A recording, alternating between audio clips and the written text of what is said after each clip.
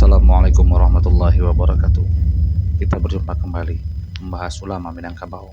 Kali ini kita akan membahas salah satu ulama dari Minang yang bernama Syekh Tahir Jalaluddin Al-Falaki Al-Azhari. Ialah pakar ilmu falak Minangkabawi. Syekh Muhammad Tahir bin Muhammad bin Jalaluddin Ahmad bin Abdullah Al-Minangkabawi. Begitulah nama lengkapnya. Ia terkenal dengan nama Syekh Tahir Jalaluddin Al-Falaki Al-Azhar atau Tahir. Ia adalah salah satu tokoh pembaharu Islam dari tanah Minang yang menorehkan sejarah ilmu keislaman di kawasan Nusantara. Ia berperan besar dalam pengembangan ilmu falak di tanah Melayu dan Nusantara. Kontribusi Syekh Tahir tercatat abadi dalam sejarah. Peran tersebut tidak hanya dirasakan umat Islam di wilayah Nusantara, melainkan juga di negeri jiran, Malaysia dan Singapura. Tanggal dan tahun kelahirannya ada yang menyebut di Cangking, Kabupaten Agam, Sumatera Barat, 4 Ramadan 1286 Hijriah atau 8 Desember 1869. Sebagian catatan sejarah menyebutnya sebagai pakar ilmu falak, pakar astronomi, dan pendiri majalah Al-Imam dari tanah Melayu yang tidak hanya tenar di kawasan Sumatera, Malaysia, hingga Singapura. Ayahnya seorang ulama bernama Syekh Ahmad Jalaluddin atau Tuanku Muhammad, dikenal dengan sebutan Tuanku Cangkiang.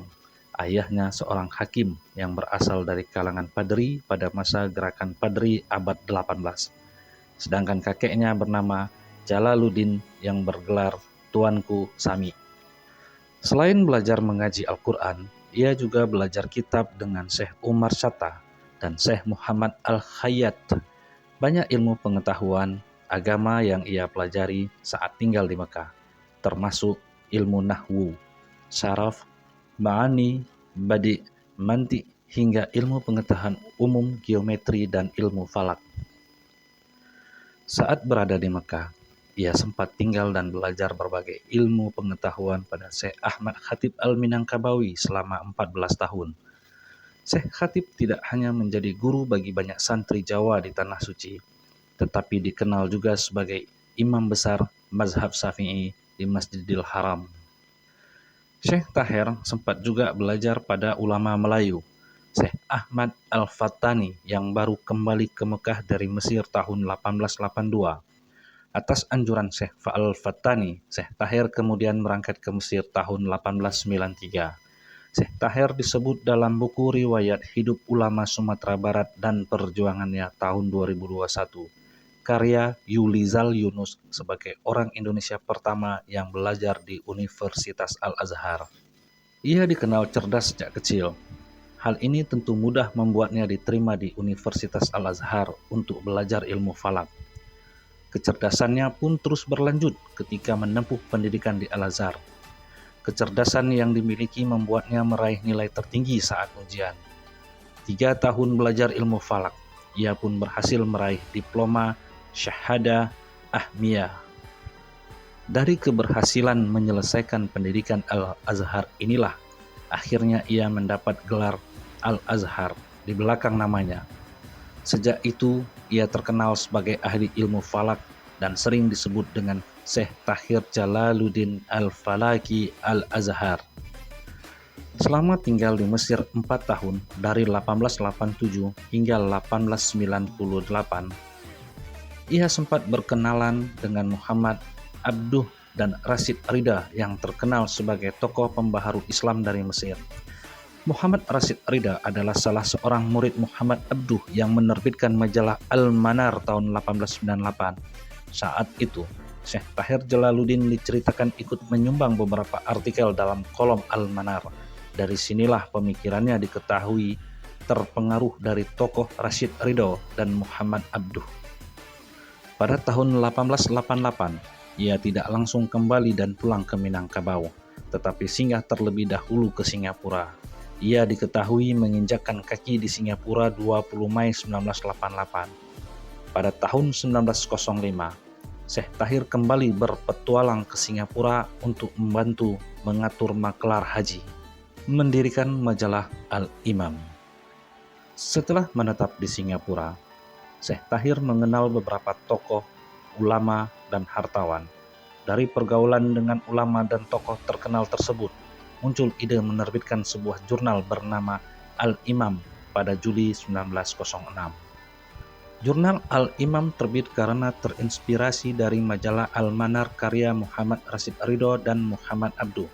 Hal ini karena Syekh Tahir pernah bertukar pikiran dengan Muhammad Rashid Ridho dan Muhammad Abduh tahun 1898. Isi jurnal Al-Imam membahas tentang gerakan pembaharuan di bidang politik, ekonomi, pendidikan, hingga sosial budaya.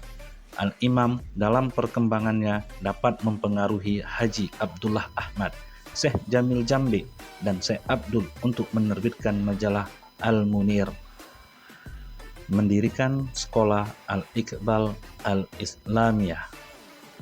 Dari jurnal ini pula muncul ide mendirikan Al-Iqbal Al-Islamiyah, sebuah sekolah Islam modern yang didirikan oleh Syekh Tahir bersama Raja Haji Ali bin Ahmad tahun 1908.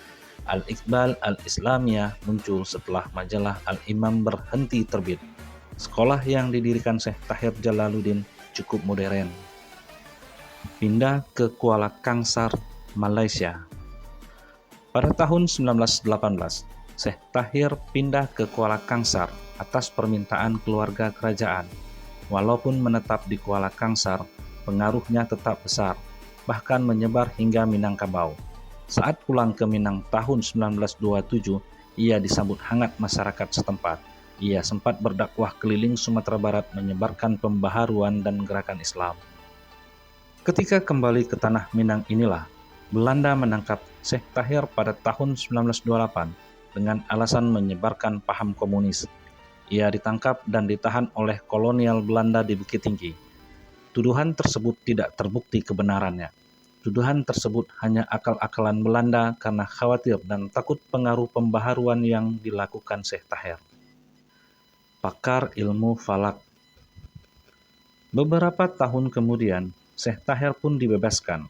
Setelah bebas, ia kembali ke Kuala Kangsar meneruskan kegiatan pendidikan Islam, berdakwah dan menulis buku. Najatul Umur, salah satu judul buku tentang ilmu falak terbit tahun 1936, membahas perhitungan tahun Hijriah, Masehi, arah kiblat, waktu sholat yang dapat digunakan selamanya.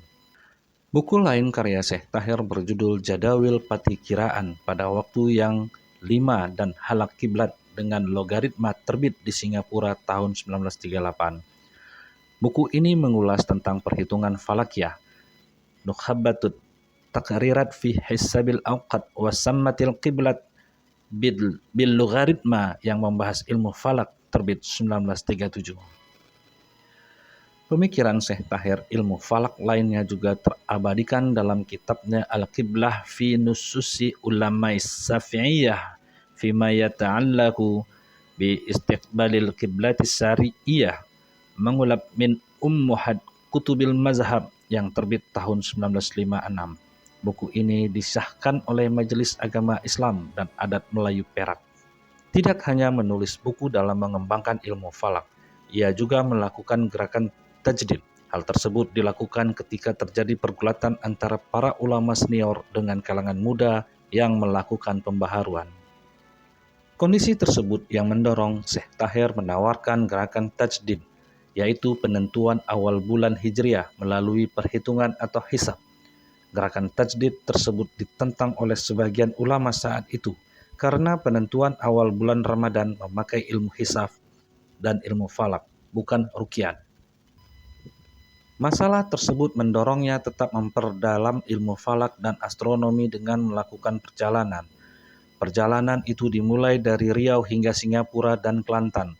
Syekh Tahir wafat tanggal 26 Oktober 1956. Jasa keulamaannya selalu dihormati, dikenang oleh masyarakat Malaysia dan tanah kelahirannya, Minangkabau. Sampai di sini dulu. Terima kasih. Assalamualaikum warahmatullahi wabarakatuh.